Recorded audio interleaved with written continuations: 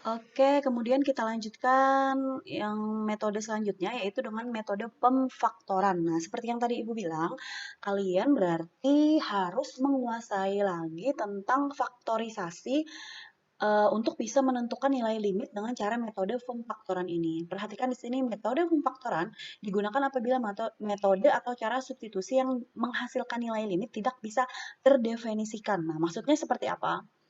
Perhatikan contoh yang akan Ibu bagikan. Untuk contoh yang pertama, ada limit di mana X mendekati 2 dengan fungsi X kuadrat dikurang 4 X min 2. Nah, seperti tadi yang kita cari untuk metode substitusi sebenarnya bisa digunakan untuk fungsi rasional. Tetapi, jika dia tidak bisa didefinisikan, nih, seperti yang tertulis di sini, maka dia bisa dikerjakan dengan metode pemfaktoran. Maksudnya bagaimana dengan yang tidak bisa terdefinisikan itu? Maksudnya, kita akan mencoba dulu mencari nilai limit yang ini menggunakan cara metode substitusi. Kita coba masukkan atau kita gantikan nilai X-nya menjadi 2. Kita coba kerjakan dengan cara substitusi. Ternyata yang didapatkan adalah 0 per 0. Berarti kan ini tidak bisa didefinisikan sehingga nilai limitnya tidak dapat kita tentukan. Oleh karena itu kita coba dengan cara metode pemfaktoran. Nah, sehingga nilai limit ini jadi untuk cara yang pertama kita harus menggunakan metode substitusi dulu. Cara mudahnya sih tidak perlu dicari semuanya seperti ini ya, tinggal kalian lihat nilai limitnya mendekati berapa, kemudian ambil yang paling bawah. Paling bawah ini penyebut ya, penyebut yang di atas pembilang, yang di bawah penyebut. Kalau penyebutnya sudah kelihatan berupa 0 di sini, maka dia tidak bisa terdefinisikan sehingga tidak bisa kita tentukan nilai limitnya. Oleh karena itu, boleh langsung kalian kerjakan dengan cara metode pemfaktoran. Nah, oleh karena itu kita harus mengganti X kuadrat min 4 ini dalam bentuk faktorisasi. Apakah kalian masih ingat rumus faktorisasi untuk X kuadrat min Y kuadrat? Ini hasilnya adalah X tambah Y. Ini rumus, sifat ya, maksudnya ini adalah sifat dari faktorisasi. Kalau kalian lupa, silahkan buka lagi materi tentang cara memfaktorkan, tapi ini rumus cepat jika ada bentuk faktorisasi yang seperti ini. Fungsi, maksudnya fungsi yang bisa difaktorkan seperti ini. Perhatikan, X-nya sama, X kuadrat, kemudian 4 ini bisa kita rubah menjadi Y kuadrat, yang mana bisa kita tuliskan menjadi X kuadrat min 4 itu didapat dari 2 kuadrat, ya kan? Sehingga bentuk ini, fungsi ini sama dengan bentuk faktor yang ini. Lalu boleh kita langsung masukkan ke dalam bentuk faktornya, faktorisasinya, di mana X-nya sama dengan X dan Y-nya sama dengan 2. Kita gantikan ke sini. Nah, ini untuk yang X kuadrat min 4. Oke, kita tuliskan di sini X kuadrat min 4 ini sama dengan X ditambah 2, X dikurang 2.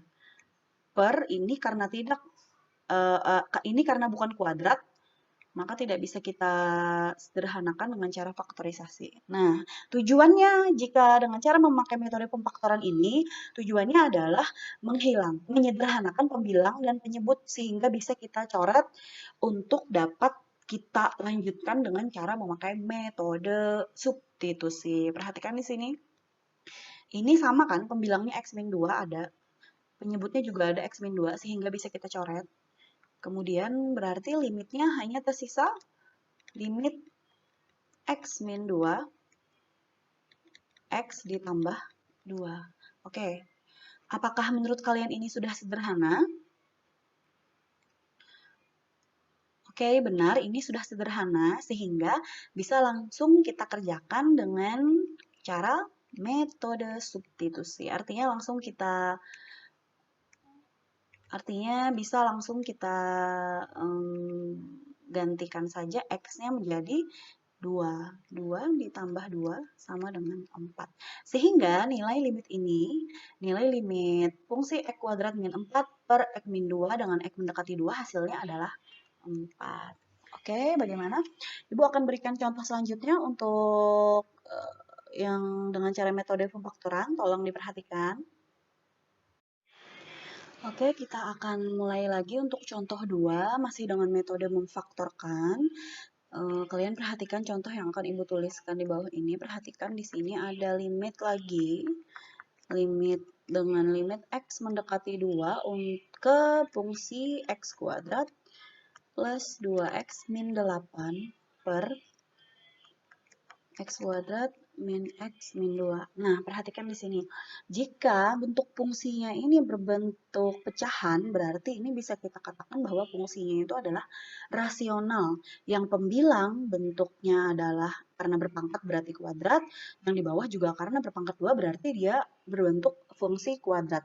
Sehingga jika kita ingin menyelesaikan dengan cara metode substitusi, maka bisa kita teliti dulu dengan cara metode substitusi. Apakah benar dia ini tidak terdefinisi untuk metode substitusi? Jika benar, maka mau tidak mau kita harus mencari dengan cara metode memfaktorkan. Jadi harus kita selidiki dulu dengan cara metode substitusi. Menyelidikinya tadi seperti yang sudah Ibu bilang, cukup yang di bawah saja atau ini apa namanya? Di bawah itu penyebut ya. Nah, kita selidiki, perhatikan yang bertanda merah ini tinggal kita ganti ya X-nya. Dengan 2. X kuadrat berarti 2 kuadrat dikurang 2 dikurang 2. Nah, di mana di sini 2 kuadrat 4 dikurang 2 dikurang 2 itu hasilnya adalah 0 kan? Nah, sehingga jika di bawahnya ini atau penyebutnya ini bernilai 0, berarti dia tidak bisa kita tentukan. Tak terdefinisi, boleh kita tuliskan.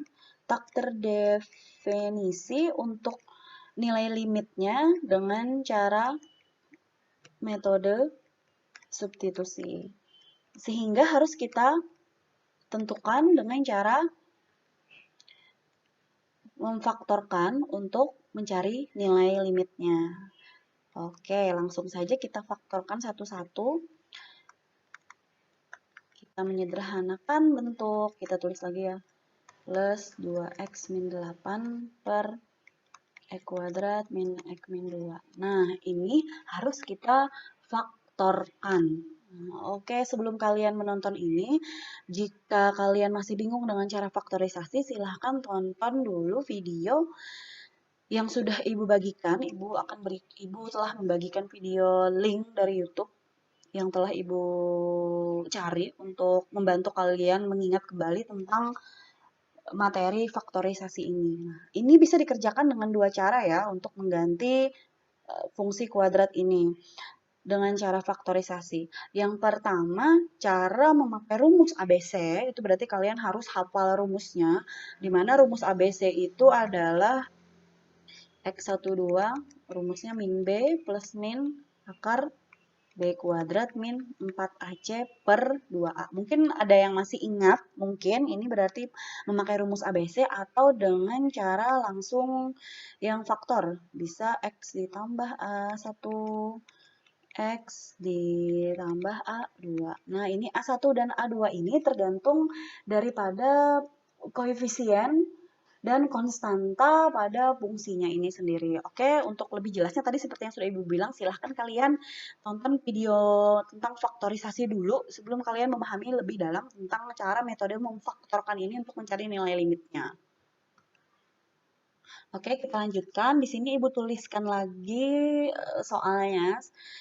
Kemudian Ibu akan memakai cara faktorisasi saja ya, karena akan lebih mudah dikerjakan kalau bilangan koefisien di depan X kuadrat ini bernilai 1. Ini tidak ada, berarti nilainya di sini adalah 1 ya. Kalian bisa diingat lagi untuk cara faktorisasi. Oke, sebentar. Tapi jika nilai X kuadrat, nilai koefisien untuk X kuadrat ini bernilai lebih dari 1, misalnya di sini dituliskan 3 atau 5, maka akan lebih mudah dikerjakan dengan cara rumus ABC. Oke, karena ini bernilai 1 saja, maka kita akan kerjakan dengan cara faktorisasi, sehingga ini kita dapatkan, boleh kita tuliskan kurungnya dulu, di sini ada X, di sini juga X, kemudian kita akan mencari bilangan yang mana kalau dikalikan, A dan B-nya ini kita kalikan hasilnya adalah min 8. Dan kalau kita buat dalam operasi bilangan bulat, mau dijumlah atau dikurang, hasilnya adalah A ditambah B, ini hasilnya adalah 2. Oke, kita akan cari bilangan A dan B-nya ini yang dikalikan adalah min 8, dan yang dijumlahkan hasilnya adalah 2. Oke, seperti cara faktorisasi ya. Maka kita mendapatkan di sini 4 dan 2. Untuk tandanya, karena di sini lebih besar, karena di sini nilainya positif, maka angka yang lebih besar pasti bernilai positif. Oke, kita lakukan uji perkalian silang. X dikali X, X kuadrat. Ini menguji apakah dia benar atau tidak. X dikali 2, 2X yang di atas, plus 4 dikali X, plus 4X, yang selanjutnya, plus 4 dikali min 2, hasilnya adalah min 8. Kita sederhanakan karena ini sama-sama mempunyai variabel X. Di sini hasilnya 2X min 8. Apakah sama ini dengan yang ini? Sama, kalau sama berarti ini benar merupakan faktorisasinya. Oke, selanjutnya yang di bawah lagi. Yang ini benar ya, merupakan faktorisasinya. Kemudian untuk yang X kuadrat min X dikurang 2. X kuadrat min X dikurang 2, kita cari lagi dengan cara faktorisasi. Sekali lagi, lebih mudah dengan cara faktorisasi karena nilai X di depan, nilai X kuadrat, koefisien nilai X kuadratnya adalah bernilai 1. Oke, kita cari di sini, kita tuliskan X-nya duluan. Kita akan mencari A dikali B yang hasilnya adalah min 2. Yang ini hasilnya adalah min 2, dan yang kalau A ditambah B-nya hasilnya adalah min 1. Ini kalau tidak ada di depannya berarti nilainya 1 ya. Seperti yang tadi Ibu sebutkan. Nah, ini maksudnya yang ditambahkan tadi di sini. Kalau kalian bingung, yang mana sih yang ditambahkan? Yang ini yang ditambahkan nilainya harus 2, ya kan? Oke, kita cari di sini berarti untuk perkalian A dikali B hasilnya min 2 itu ada 1 dikali min 2 dan min 1 dikali 2. Hanya 2 itu saja, berarti kita coba aja 1. Dimana kalau dia ada pembilang dan penyebut, otomatis kita harus menyamakan dengan yang di atas. Kan tujuannya tadi untuk menyederhanakan. Sehingga kita ambil aja yang X-nya min 2. Sama seperti yang pembilang ini. Berarti kita ambil yang X-nya, yang 2-nya bernilai min. Jadi kita pakai yang ini. X plus 1 dan X min 2. Oke. Ini belum tentu benar sebelum kita melakukan penyelidikan. Kita selidiki dulu dengan cara kali silang. X dikali X, X kuadrat. X dikali min 2, min 2X. Plus 1X, min 2. Kita sederhanakan. X kuadrat, min 2 ditambah 1, min 2 ditambah 1, min 1, X, min 2. Ini kalau yang untuk min 1X boleh kita tuliskan dengan X saja ya, min 2. Apakah sama dengan yang ini? X kuadrat min X min 2. Benar ya, sehingga ini adalah hasil dari faktorisasi untuk si penyebutnya. Oke. Sehingga untuk limit X mendekati 2, di mana ke fungsi X kuadrat ditambah 2X min 8 per X kuadrat min X min 2, itu bisa kita tuliskan menjadi bentuk faktorisasi seperti yang sudah kita dapatkan tadi, X plus 4 dikali X min 2 per X plus 1 dikali X min 2. Nah, oke, tujuannya, ingat sekali lagi, untuk metode faktorisasi ini tujuannya adalah untuk menyederhanakan, di mana artinya dia harus paling tidak kita akan bisa menghilangkan bentuk dari pembilang dan penyebut yang sama. Di sini sama-sama X min 2 dan X min 2 sehingga boleh kita coret ya, atau nilainya habis atau menjadi sama dengan 1. Anggap aja ini 1 dibagi 1 kan hasilnya 1, berarti dia habis sehingga dia tersisa X min 4. Jadi di sini limitnya, sebentar.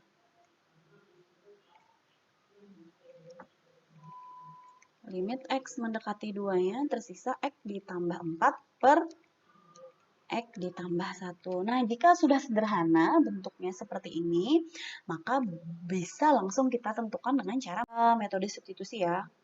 Jadi 2 ditambah 4 per 2 ditambah 1. X-nya saja diganti jadi 2. 2 ditambah 4, 6 per 3. 6 dibagi 3, hasilnya adalah 2. Sehingga limit X mendekati 2 untuk ini, hasilnya adalah 2. Oke, Ibu kira cukup untuk yang metode pemaktoran. Kita lanjutkan ke metode selanjutnya.